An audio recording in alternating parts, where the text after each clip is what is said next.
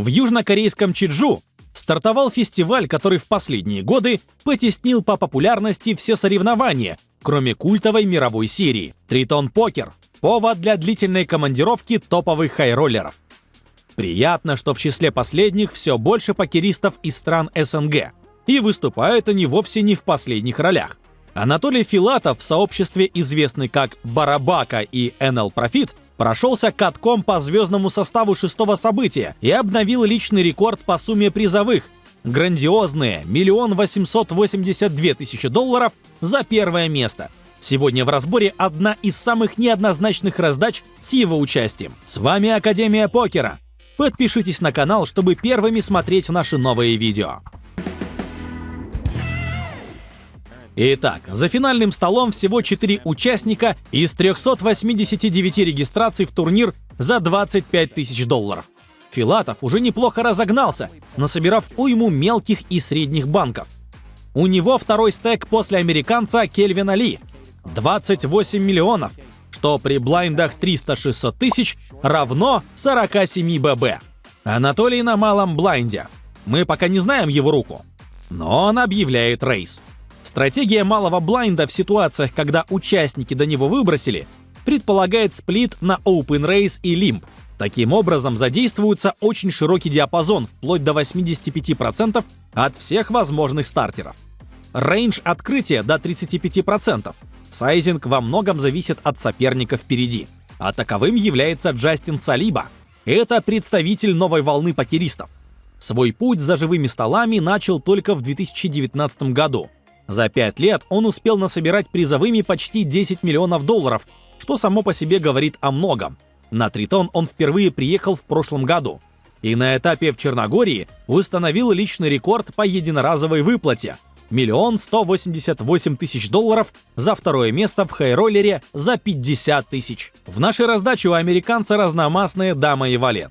При этом в его стеке всего 10 миллионов, 17 больших блайндов. При такой глубине Филатов должен открываться open-пушем приблизительно 17% всех стартеров. Широко? Да, но fold equity с учетом ICM у россиянина огромные. Но можем ли мы ориентироваться на ГТО-диапазоны? Едва ли. Несмотря на очень серьезную теоретическую подготовку, Анатолий склонен к значительным отклонениям от оптимальной стратегии. И пусть это утверждение не звучит в негативном ключе. Выход за рейнджи на подобном уровне почти норма. Тем более, что в подобном дипране Барабака оказывается не каждый день. И более осторожный подход к префлопу объясним. Тем не менее, приблизительное представление о его диапазоне составить можно. В нем не так много сильных тузов и низких карманок. Зато множество средних рук вроде коннекторов и одномастных связок разного достоинства. Но также уйма почти рандомных рук, которые сплитуются в рейзы и лимпы.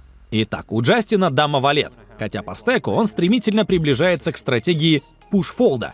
Ожидать четкого следования ей не стоит. Опять же, пей-джампы в турнире огромные, и 17 больших блайндов достойны более осторожного розыгрыша. Стандартный кол. В банке 3 400 000. Это треть от стека Салибы. Выходит очень неприятная структура для агрессора. Низкие связки в диапазоне коллера дают как готовые нации по сетам и доперам, так и многочисленные дро. У Филатова таких комбинаций меньше. Тем не менее, его рейндж не капнут на оверпары, поэтому общий перевес пока на его стороне. Вот у Барабаки. Без позиций он не может ставить всем диапазоном. Да и доска к этому не располагает. Нужен полярный бет с максимальным сплитом комбинаций. То есть почти все руки с разной частотой могут как ставить, так и чекать. Что выберет Анатолий? Кто бы сомневался. Ставка почти в половину пота. Хороший сайзинг, но по выбору руки мы сказать пока ничего не можем. Имидж Филатова позволяет положить его на любые сочетания, кроме разве что непарного Бродвея. Что ответит Джастин? Пора сдаваться? Нет. Оверкарты, да еще с пикой, то есть с бэкдорным флешдро, не выбрасываются никогда. Неприятно продолжать со столь слабым потенциалом против некапнутого диапазона соперника. Но у американца есть главное – позиция. Кол. В банке 6 600 000. И это лишь на миллион меньше, чем в стеке Салибы. И происходит именно то, на что явно рассчитывал Джастин. Валет на борде дает ему старшую пару, а это мощный аргумент для продолжения. Конечно, нужно сперва посмотреть на действия оппонента. А тот решает отказаться от конт-бета, и это выглядит максимально странно. Его спектр благодаря валету только усилился, и ставка почти со всеми руками из бета на флопе выглядит логичной. Филатов снова ломает шаблоны. Джастин, вероятно, воспринимает чек соперника как отказ от борьбы, хотя в душе явно опасается ловушки. Но деваться ему просто некуда. Топ-пара со средним кикером в войне блайндов – сильная рука. Правда, разгонять банк с ней не слишком хочется, поэтому Солвер явно предпочел бы небольшой сайзинг. Но Салиба считает, что Филатов может оплатить более крупную ставку. Вероятно, он нацеливается в карманке младше и дро, внося в центр стола ровно половину пота. За спиной остается всего 3 миллиона 300 тысяч. Барабака задумывается, но ненадолго. «All in», — объявляет он. Казалось бы, перед американцем поставлена сложная задача, несмотря на шансы банка и привязку к поту. Но тот, похоже, ожидал агрессии и моментально уравнивает.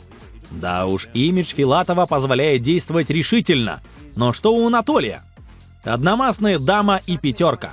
Он предложил сопернику сыграть на all-in с третьей парой и без дро. А теперь представьте шок, испытанный Салибой, когда дилер достает из колоды именно одну из двух худших карт.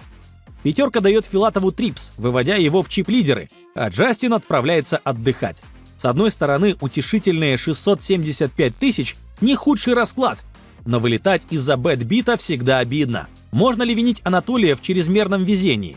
Болельщики американца имеют на это полное право, но это их проблемы. Дисперсия – часть покера. Иногда она заставляет игроков чувствовать вселенскую несправедливость, иногда вытаскивает их из почти безнадежных ситуаций.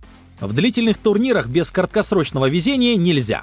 Но все равно, на дистанции это везение – лишь результат совокупности многочисленных правильных решений в сотнях тысяч раздач. Барабака – сильный регуляр, подтверждающий свой статус на протяжении более чем 10 лет. И считать его успех случайностью – значит смотреть на покер по-дилетантски. На этом все. Спасибо за просмотр. А если пропустили, обязательно посмотрите другое видео, где в главных ролях Пол Фуа и Дэвид Колман за столом мейн-ивента декабрьского фестиваля Тритон Покер, ставшего открытием этапа в SOP Paradise. Поставьте лайк, если видео вам понравилось. Подпишитесь на канал и нажмите на колокольчик. Пока!